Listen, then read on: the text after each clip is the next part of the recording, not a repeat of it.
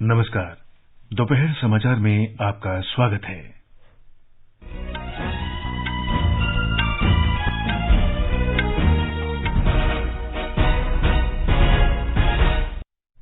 संसद के दोनों सदनों की कार्यवाही अडानी समूह पर हिंडनबर्ग रिसर्च की रिपोर्ट और अन्य मुद्दों पर विपक्षी दलों के शोर शराबे के कारण दिन भर के लिए स्थगित। भारतीय जनता पार्टी का नागालैंड विधानसभा चुनाव के लिए national democratic progressive party NDPP के साथ गठबंधन। भाजपा 20 सीटों पर और एनडीपीपी 40 सीटों पर चुनाव लड़ेगी। भाजपा ने मेघालय विधानसभा चुनाव के लिए सभी 60 उम्मीदवारों की सूची जारी की। भारत की अध्यक्षता में G20 की सतत वित्त कार्य समूह की पहली बैठक असम के गुवाहाटी में जारी। G20 रोजगार कार्य समूह की पहली बैठक जोधपुर में हो रही है। अमेरिका के विदेश मंत्री एंटनी ब्लिंकेन ने कहा, अमेरिका वैश्विक चुनौतियों से निपटने के लिए भारत के साथ सहयोग बढ़ा रहा है। और महिला क्रिकेट में भारत आज T20 की त्रिकोणीय श्रृंखला के फाइनल में दक्षिण अफ्रीका से खेलेगा।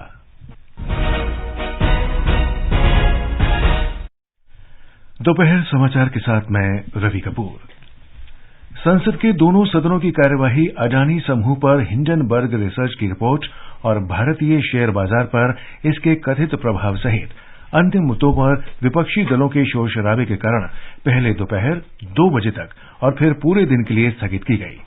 आज सुबह लोकसभा की कार्यवाही शुरू होते ही कांग्रेस, टीएमसी, डीएमके सहित विपक्षी दलों के सदस्य सदन के बीचों बीच आ गए और मामले की जांच की मांग करने लगे। लोकसभा अध्यक्ष ओम बिरला ने सदस्यों से अपनी सीट पर जाने और सदन की मर्यादा बनाए रखने की अपील की, लेकिन विरोध जारी रहा।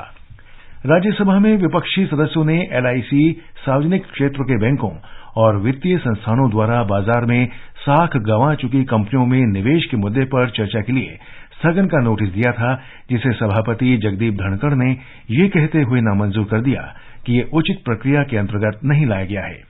इसके विरोध में कांग्रेस, टीएमसी, डीएमके, आम आदमी पार्टी, समाजवादी पार्टी, वामपंथी और अन्य विपक्षी दलों के सदस्यों ने सदन में शोर शराबा शुरू कर दिया।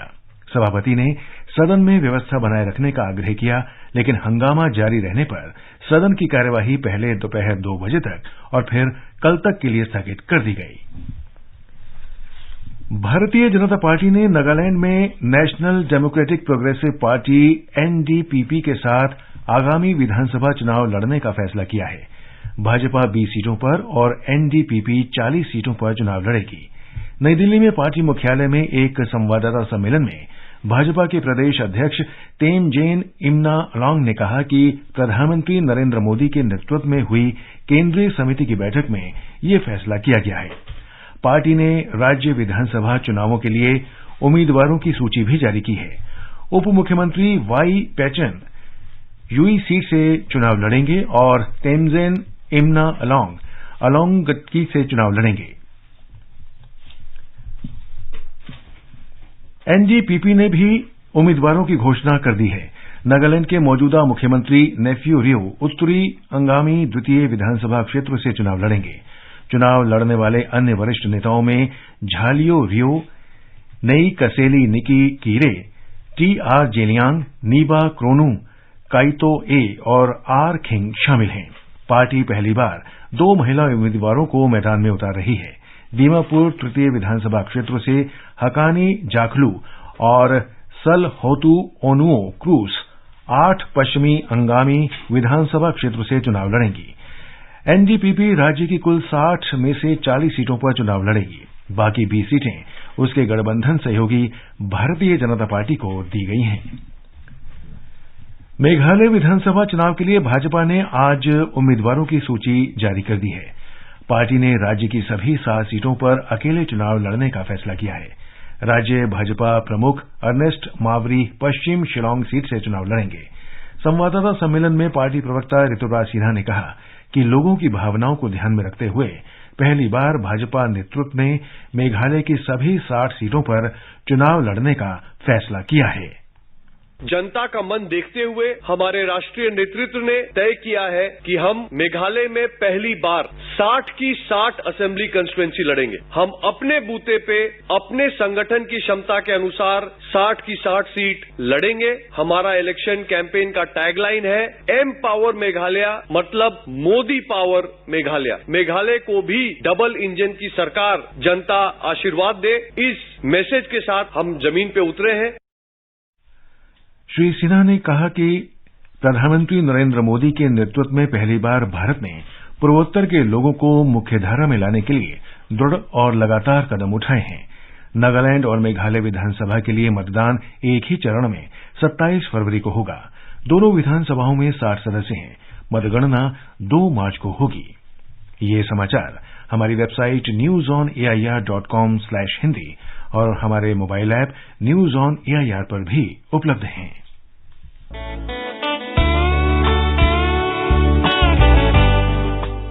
Northeast Diary program broadcast every Thursday at 5:30 p.m. brings very interesting and enchanting stories from the 8 Indian states of Northeast India. Northeast Diary this week on the 2nd of February 2023 brings an exclusive interview with the Director of Mizoram Government's Department of Women and Child Development, Mrs. Lalian Pui. Looking forward to seeing you there.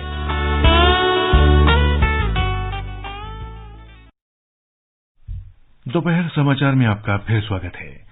केंद्रीय पत्तन, पोत, परिवहन, जलमार्ग और आयुष मंत्री सर्बानंद सोनोवाल ने G20 सदस्य देशों के प्रतिनिधियों से सतत जीवन शैली को एक जन आंदोलन बनाने के लिए सामूहिक रूप से कार्य करने का आग्रह किया। आज सुबह गुवाहाटी में G20 की पहली सतत वित्तीय कार्य समूह की बैठक के उद्घाटन सत्र को संबोधित करते हुए श्री सोनोवाल ने कहा कि दुनिया को एक स्वच्छ और हरी भरी पृथ्वी के लिए काम करना चाहिए। उन्होंने सभी से कार्बन उत्सर्जन को कम करने का आग्रह किया। उन्होंने बताया कि भारत ने अपने राष्ट्रीय विकास के लिए सतत विकास को अपनाया और बढ़ावा दिया है। This particular event, mechanism for mobilization of timely and adequate resources for climate finance, enabling finance for the sustainable development goal and capacity building of the ecosystem for financing towards sustainable development. So these are the agenda. This particular group discussion will definitely find out their way out, and this is mainly entrusted the responsibility to identify the difficulties of sustainable finance for climate action. Media से बातचीत में श्री सोनोवाल ने कहा कि दुनिया को भारत की समृद्ध विरासत से परिचय कराने के लिए G20 की अध्यक्षता हमारे लिए एक गौरवशाली अवसर है। बैठक में G20 के सदस्य देशों, अतिथि देशों और विभिन्न अंतर्राष्ट्रीय संगठनों के 100 से अधिक प्रतिनिधि भाग ले रहे हैं। 2 दिवसीय बैठक में 4 सत्र होंगे। G20 शिक्षा कार्य समूह की चेन्नई में चल रही बैठक आज दूसरे दिन क्षमता निर्माण, भविष्य में काम करने के लिए लगातार सीखने को बढ़ावा देने, अनुसंधान को मजबूत करने और समृद्ध सहयोग के माध्यम से नवाचार को बढ़ावा देने पर चर्चा के साथ शुरू हुई। महत्वपूर्ण ढांचे और G20 शिक्षा रिपोर्ट के प्रमुख तत्वों पर चर्चा तैयार की जाएगी। G20 के सदस्य और अतिथि देशों द्वारा 4 प्राथमिकता वाले मुद्दों और क्षेत्रों से संबंधित पहलों का एक सार संग्रह को आगे बढ़ाया जाएगा। आज की बैठक की शुरुआत भारतीय अध्यक्ष और उच्च शिक्षा सचिव के संजय मूर्ति की टिप्पणी से हुई। अतिथि देशों बांग्लादेश, मिस्र, Mauritius, Netherland, Nigeria, Oman, Singapore, Spain और संयुक्त अरब अमीरात भी शिक्षा कार्य समूह में शामिल हुए। G20 रोजगार कार्य समूह की पहली बैठक आज जोधपुर में हो रही है। रोजगार कार्य समूह सतत, संतुलित, समावेशी और रोजगार समृद्ध विकास सुनिश्चित करने के लिए श्रम तथा रोजगार सहित अन्य सामाजिक मुद्दों पर विचार विमर्श होगा। 3 दिवसीय बैठक की शुरुआत वैश्विक कौशल और योग्यता के सामंजस्य के लिए रणनीतियों का पता लगाने और इसके लिए रूपरेखा तैयार करने पर चर्चा के साथ शुरू हो रही है। भारत 19 देशों, यूरोपीय संघ और 9 अतिथि देशों सहित 9 क्षेत्रीय और अंतर्राष्ट्रीय संगठनों के प्रतिनिधियों की मेजबानी कर रहा है। ब्यौरा हमारे संवाददाता से। इस बैठक में कल 2 विषयों पर चर्चा होगी। पहला विषय है वैश्विक कौशल अंतराल का समाधान करना, जिसमें विभिन्न देशों में कौशल की मांग और आपूर्ति पर विमर्श होगा। गिग और प्लेटफॉर्म वर्कर्स को सामाजिक सुरक्षा मुहैया कराने के मुद्दे पर भी बातचीत होगी। बैठक में अंतिम दिन सामाजिक सुरक्षा और सतत वित्त पोषण के मुद्दे पर मंथन होना है। आज शाम को उम्मेद भवन पैलेस में अतिथियों के लिए सांस्कृतिक संध्या आयोजित की गई है, जिसमें सूफी संगीत के साथ राजस्थान की विभिन्न नृत्य कलाओं की झलक देखने को मिलेगी। वहीं सुबह के समय अतिथियों को हेरिटेज वॉक के जरिए इस शहर की विरासत, वास्तुकला और संस्कृति से रूबरू होने का अवसर मिलेगा। जितेंद्र द्विवेदी, आकाशवाणी समाचार, जोधपुर। भारतीय खाद्य निगम एफसीआई ने कल 22 राज्यों में ई नीलामी के पहले दिन खुला बाजार बिक्री योजना के अंतर्गत घरेलू बाजार में 8 लाख मीट्रिक टन से अधिक गेहूं की बिक्री की। एफसीआई केंद्रीय पूल स्टॉक से ई नीलामी के लिए निर्धारित 25 लाख मीट्रिक टन गेहूं स्टॉक में से 22 लाख मीट्रिक टन गेहूं की बिक्री करेगा। उपभोक्ता मामले, खाद्य और सार्वजनिक वितरण मंत्रालय ने कहा है कि देश में गेहूं और आटे की बढ़ती कीमतों से निपटने के लिए ई नीलामी की जा रही है। नीलामी साप्ताहिक आधार पर प्रत्येक बुधवार को होगी।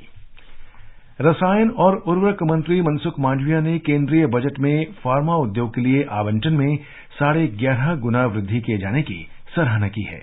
वित्त मंत्रालय ने वित्तीय वर्ष 2023-24 के लिए फार्मा उद्योग को 1250 करोड़ रुपए आवंटित किए हैं। इससे पहले वर्ष 2022-23 में 100 करोड़ रुपए आवंटित किए गए थे। ये समाचार आकाशवाणी से प्रसारित किए जा रहे हैं।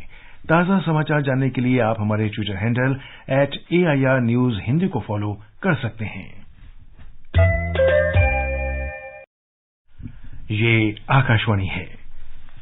अमेरिका के विदेश मंत्री एंटनी ब्लिंकन ने कहा है कि अमेरिका वैश्विक चुनौतियों से निपटने के लिए भारत के साथ सहयोग बढ़ा रहा है। कल वाशिंगटन में भारत के राष्ट्रीय सुरक्षा सलाहकार अजीत डोभाल ने श्री ब्लिंकन से मुलाकात की थी। दोनों पक्षों ने भारत अमेरिका समग्र वैश्विक रणनीतिक साझेदारी को और मजबूत करने सहित आपसी हित से जुड़े विभिन्न वैश्विक और क्षेत्रीय मुद्दों पर चर्चा की। अमेरिकी उप रक्षा मंत्री डॉक्टर कैथरीन हिक्स ने भी श्री डोभाल से मुलाकात की। उन्होंने दोनों देशों के बीच रक्षा सहयोग और क्षेत्रीय सुरक्षा से जुड़े मुद्दों सहित कई विषयों पर विचार विमर्श किया।